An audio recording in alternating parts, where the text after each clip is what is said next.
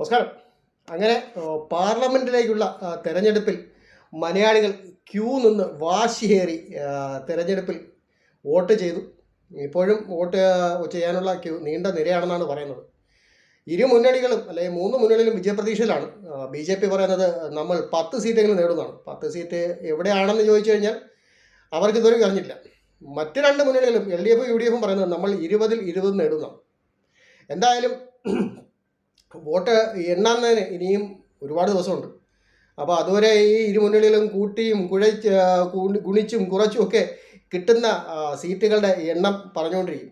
L D F 20 സീറ്റും കിട്ടുമെന്ന് പറയുന്നത്. എന്തിനാണാവോ 20 സീറ്റെന്ന് ചോദിച്ചു കഴിഞ്ഞാൽ അവിടെ പോയിരുന്ന് ഉറങ്ങാനും വേണ്ടിയിട്ടാണ് എന്നാണ് തോന്നുന്നത്. 20 സീറ്റ് നമ്മൾ ഇടതുണ്ടെങ്കിലേ ഇന്ത്യ ഉള്ളെന്നൊക്കെ പറയുന്നത്. ഇടതില്ലെങ്കിൽ പിന്നെ ഇന്ത്യ ഉണ്ടാവില്ല. ഇനി ഇടത് ജയിച്ചില്ലെങ്കിൽ പിന്നെ ഇടതും ഉണ്ടാവില്ല. ചിഹ്നത്തിന് വേണ്ടിയിട്ടുള്ള ചിഹ്നം നിലനിർത്താനുള്ള ഒരു ജീവൻ മരണ പോരാട്ടമാണ്.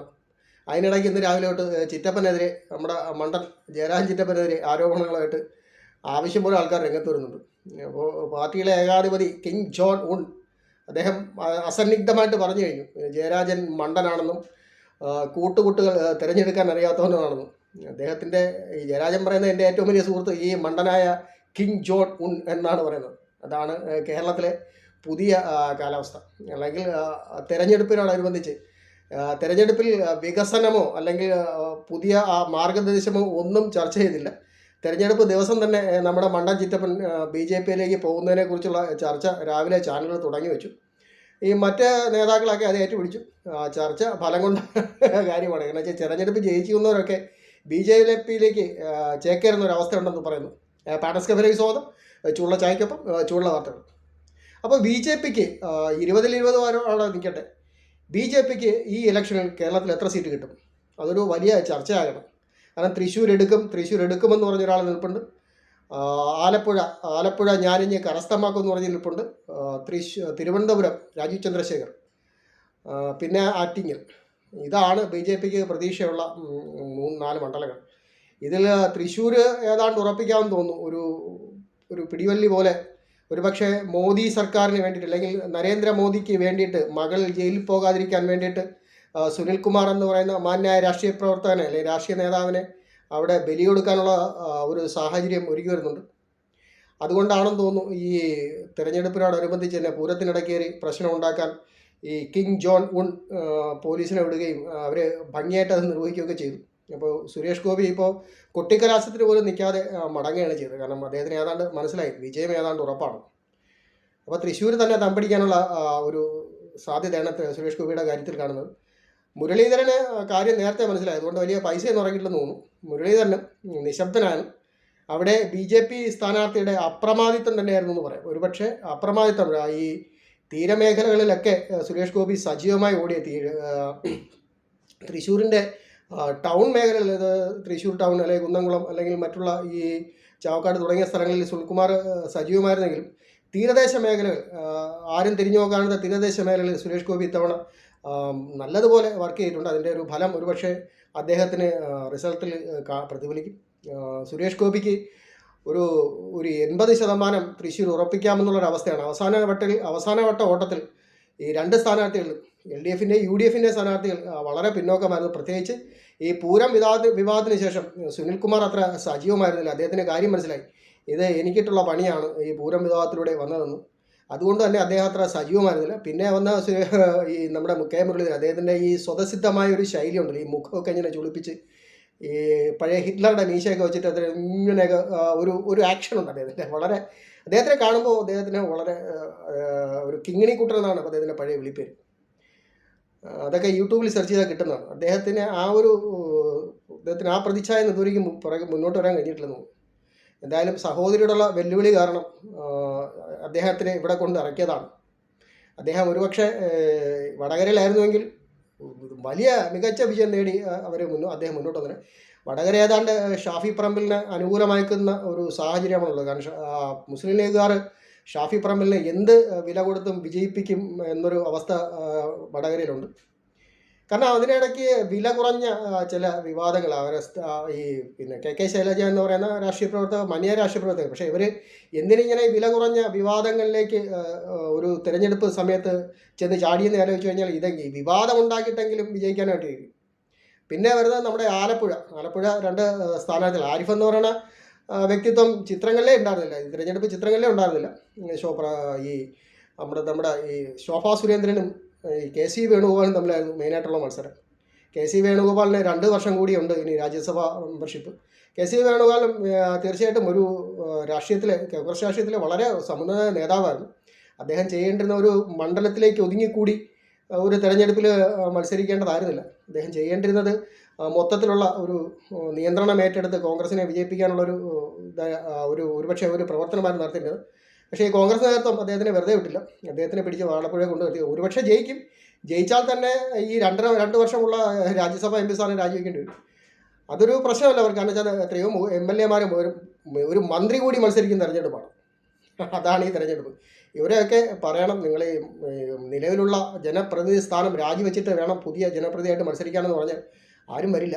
ഇത് വളരെ സ്വതന്ത്രമായി അല്ലെങ്കിൽ വളരെ നമ്മുടെ ഭാവി സുരക്ഷിതമാണെന്ന് ഉറപ്പുള്ളതുകൊണ്ട് മാത്രമാണ് ഇവരൊക്കെ മത്സരിക്കാൻ വീണ്ടും വരുന്നത്.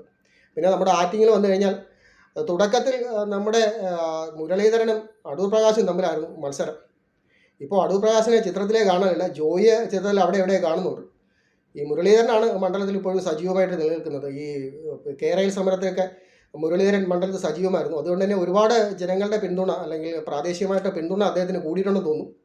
എന്തായാലും ഒരു 60-65% വി മുരളീധരൻ, അദ്ദേഹം നമ്മുടെ കേന്ദ്രമന്ത്രിയാണ്.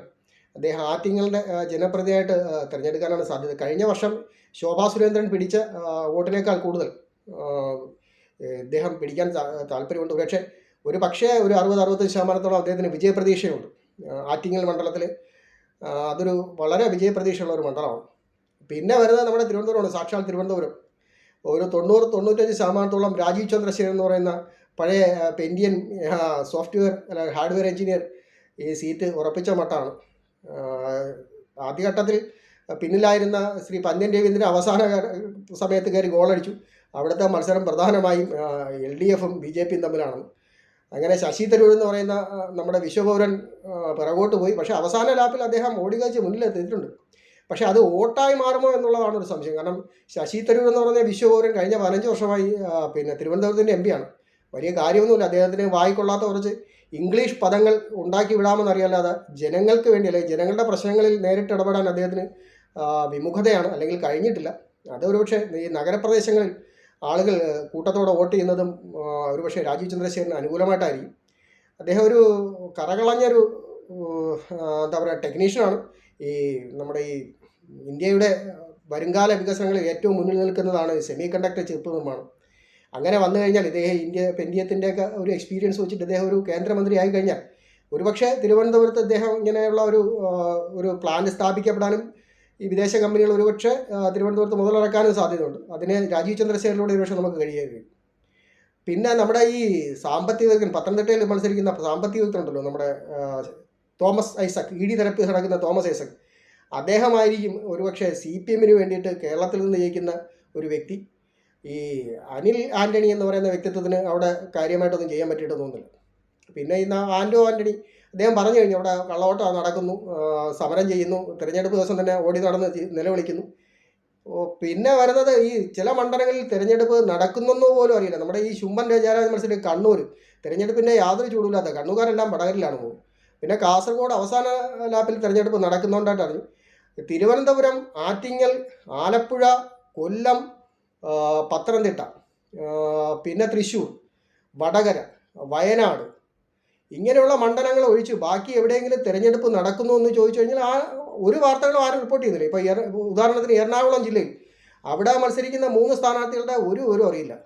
നമ്മുടെ കണ്ണൂർ ജില്ല, കണ്ണൂർ ലോക്സഭാ മണ്ഡലം ഒരു വിവരം അറിയുന്നില്ല. പാലക്കാട് ഒരു വിവരം അറിയുന്നില്ല. കോട്ടയം ഒരു വിവരം അറിയുന്നില്ല.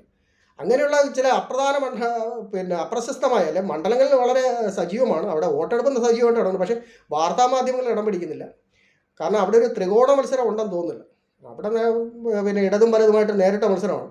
ഈ ത്രികോണ മത്സരങ്ങൾ ഉള്ളതുകൊണ്ടാണെന്ന് തോന്നുന്നു ഈ മണ്ഡലങ്ങൾ, ഈ ബാക്കിയുള്ള മണ്ഡലങ്ങൾ ശ്രദ്ധയാകർഷിക്കുന്നത്. അപ്പോൾ 20-20 കിട്ടുമെന്ന് പറയുന്ന UDF-നും ഒരു 2 സീറ്റെങ്കിലും നിലനിർത്താൻ പറ്റുമെങ്കിൽ ദേശീയ കക്ഷി എന്ന് പറയാൻ പറ്റുന്ന LDF-നും പിന്നെ 3 സീറ്റ് ആഗ്രഹിക്കുന്ന, അല്ലെങ്കിൽ 3 അല്ലെങ്കിൽ 4 സീറ്റ് ആഗ്രഹിക്കുന്ന BJP-ക്കും വിജയാശംസകൾ. എന്തായാലും കഴിവുള്ളവർ വരട്ടെ, കഴിവുള്ളവർ ഭരണത്തിൽ വരട്ടെ. ഇന്ത്യ മഹാരാജ്യം മുന്നോട്ട് തന്നെ പോകാൻ കഴിയും. നമുക്ക് ശക്തരായ ഭരണാധികാരികൾ വേണം, ജയശങ്കറിനെ പോലെ അല്ലെങ്കിൽ അശ്വിനി വൈഷ്ണവിനെ പോലെയൊക്കെ ശക്തനായ കഴിവുള്ള ഭരണാധികാരികൾ വേണം. ഇന്ത്യ മഹാരാജ്യം ലോകരാജ്യങ്ങൾ അറിയപ്പെടേണ്ടത് നമ്മുടെ വരും തലമുറയുടെ ആവശ്യമാണ്. അപ്പോൾ കേരളത്തിലെ ഇലക്ഷൻ, കേരളത്തിൽ നടന്നത് ഒരു വലിയ വാശിയേറിയ ഇലക്ഷനാണ്. അപ്പോൾ അതിൽ വോട്ട് ചെയ്ത എല്ലാവർക്കും അഭിനന്ദനങ്ങൾ. പടസ്കഫിൽ വീണ്ടും കാണാം. ചൂടുള്ള ചായക്കട്ടെ.